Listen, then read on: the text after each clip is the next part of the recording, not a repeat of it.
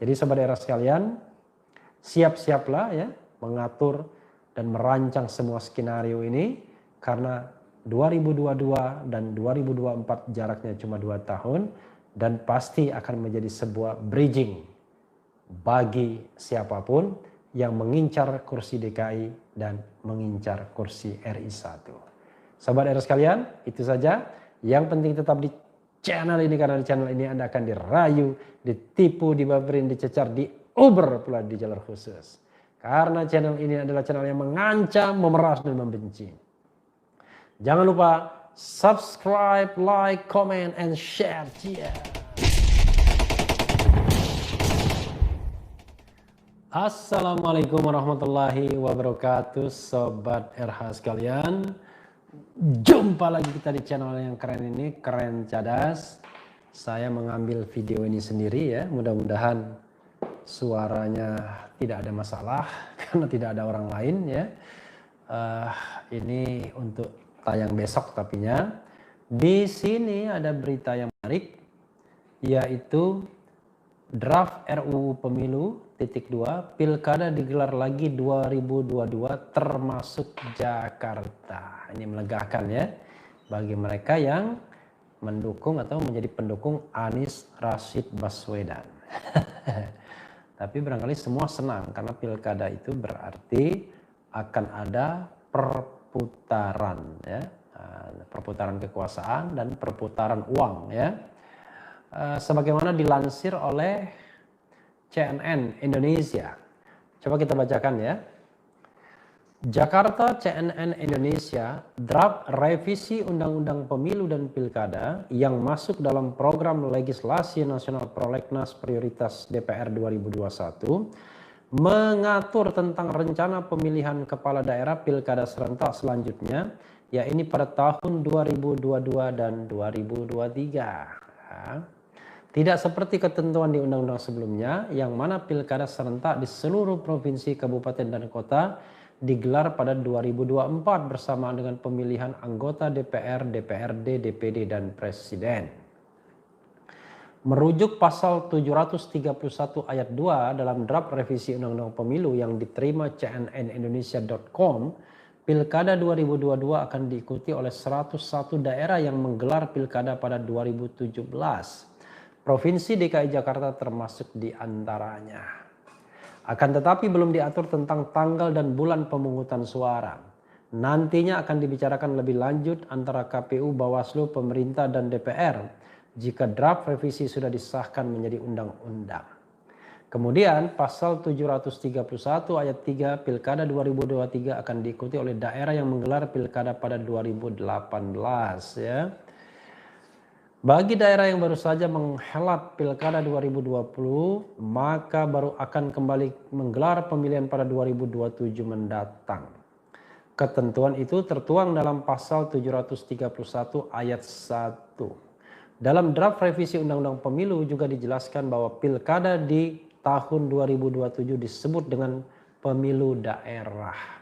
Seluruh provinsi, kabupaten, dan kota yang ada di Indonesia menggelar pemilihan kepala daerah di tahun yang sama. Dengan kata lain, pemilihan kepala daerah di 34 provinsi, 98 kota, dan 416 kabupaten kota dilaksanakan di waktu yang bersamaan, yaitu di 2027 ya. Pemilu daerah pertama diselenggarakan pada tahun 2027 dan untuk selanjutnya diselenggarakan setiap 5 tahun sekali mengutip bunyi pasal 734 ayat 1 draft revisi Undang-Undang Pemilu.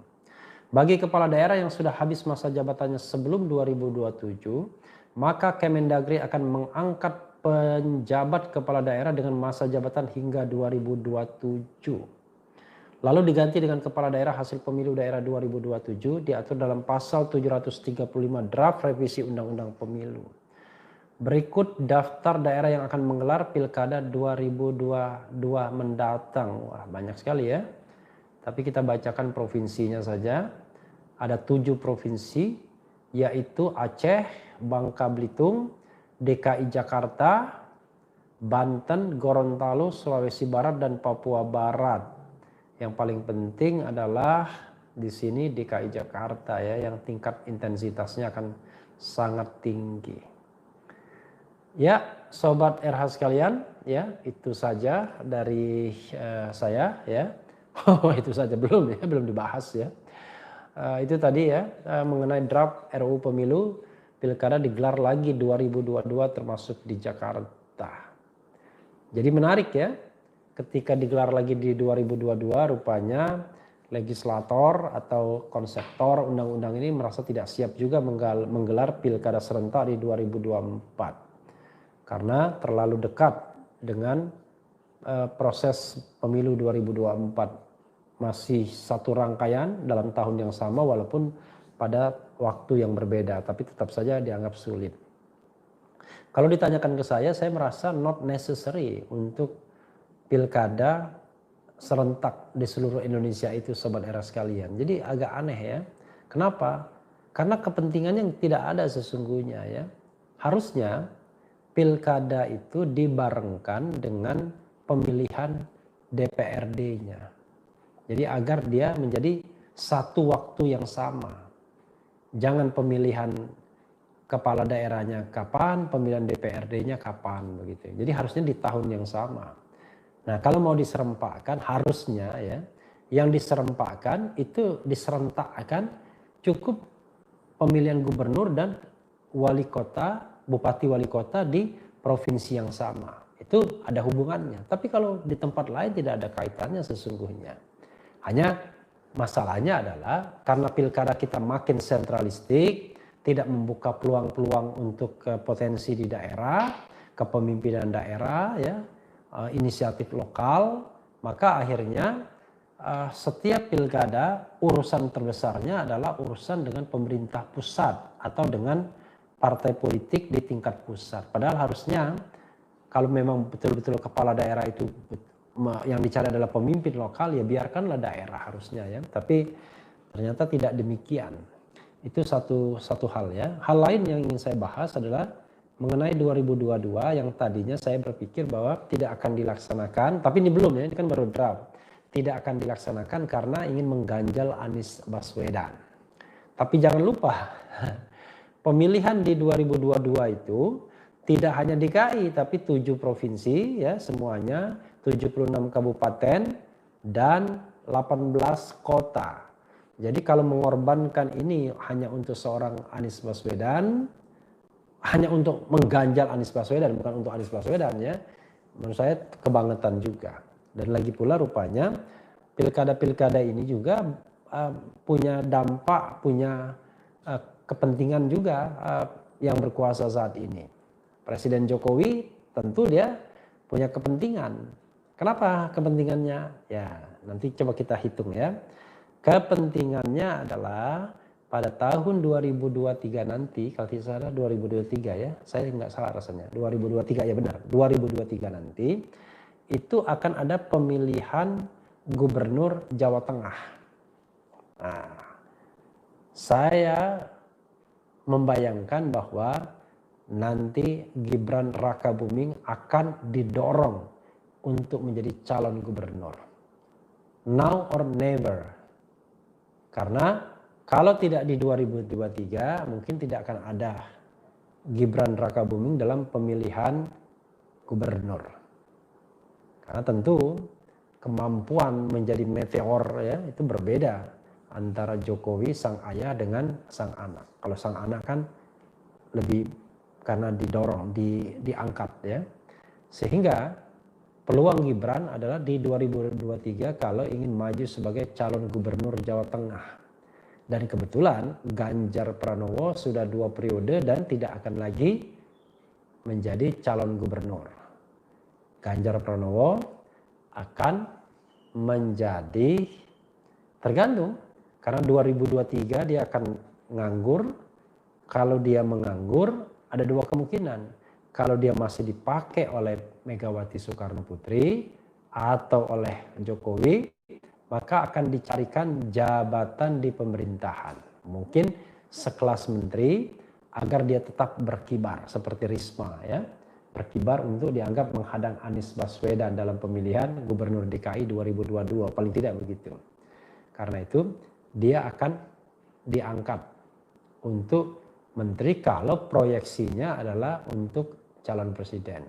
Tapi kalau Ganjar tidak mendapatkan restu atau perkenan Megawati atau Presiden Jokowi, maka dia akan dibiarkan dalam tanda kutip menjadi gelandangan politik ya. Jadi tidak memiliki jabatan apa-apa dan hanya menunggu momentum yang baik untuk dicalonkan sebagai calon presiden di 2024. Tapi ada jarak 1 tahun yang akan signifikan menggerus popularitas dia. Karena kita tahu bahwa mereka yang punya peluang adalah mereka yang punya panggung. Dan panggung yang paling oke itu cuma 2 saja. Panggung sebagai seorang menteri dan panggung sebagai seorang kepala daerah, terutama gubernur. Panggung sebagai anggota DPR tidak cukup. Karena kalau panggung seorang menteri, daya jelajahnya tinggi, seorang gubernur juga daya jelajahnya tinggi karena menguasai anggaran yang juga besar.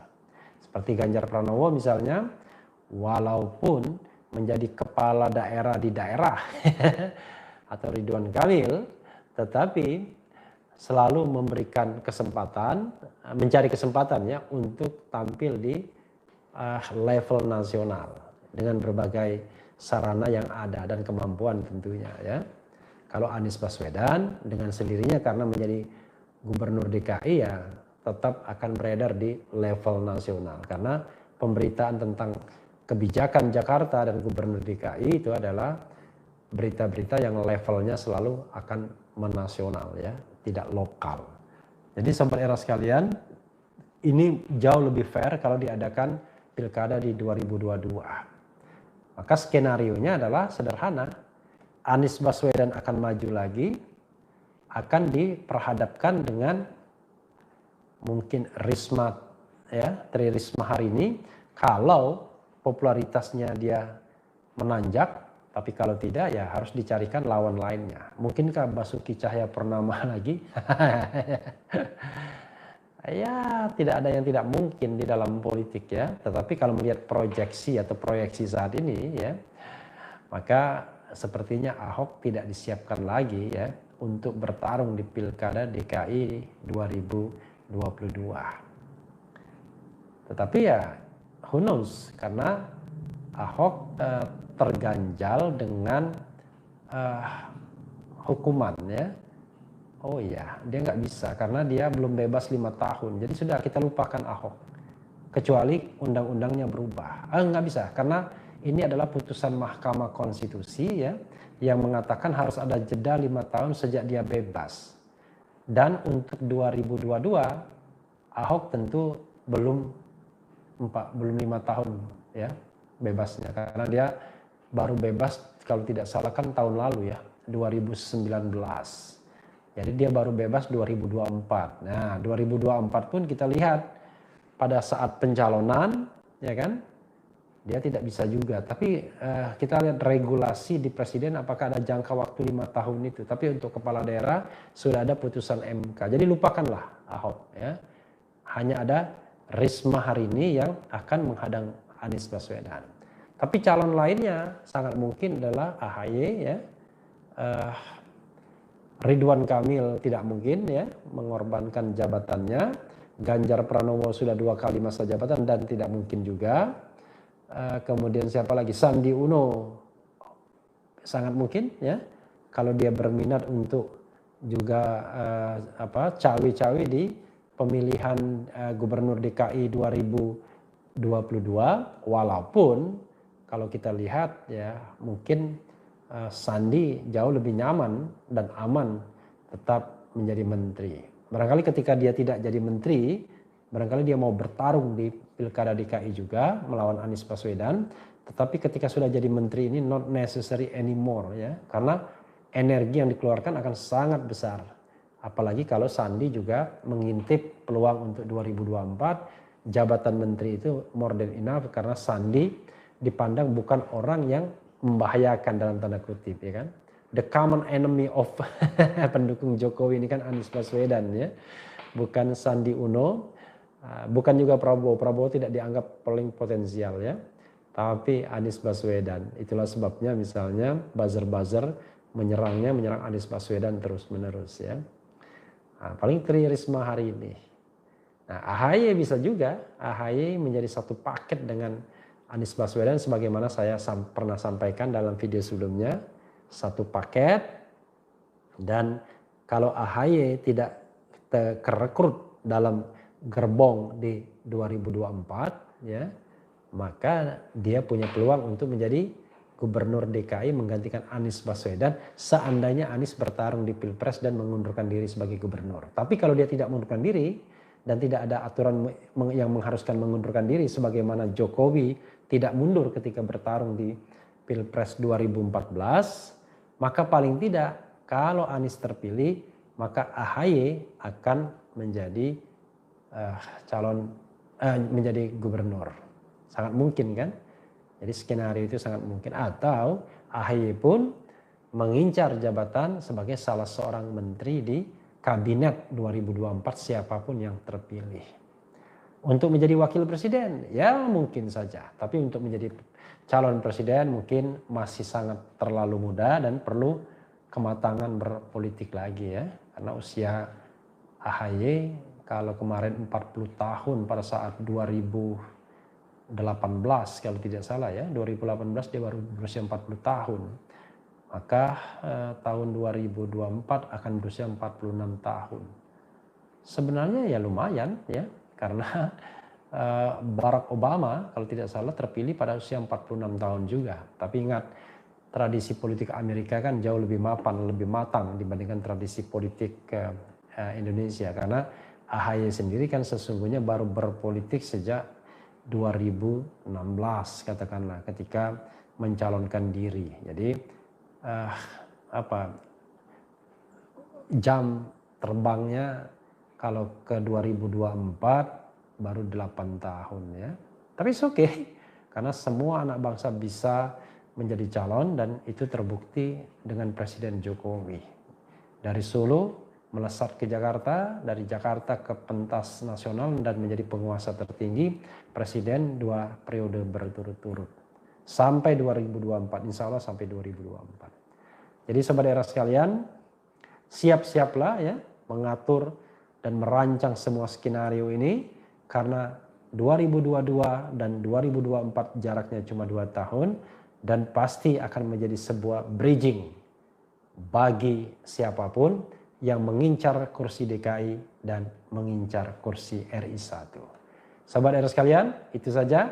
Yang penting tetap di channel ini karena di channel ini Anda akan dirayu, ditipu, dibaperin, dicecar, diuber pula di jalur khusus. Karena channel ini adalah channel yang mengancam, memeras dan membenci. Jangan lupa subscribe, like, comment, and share. Cheers.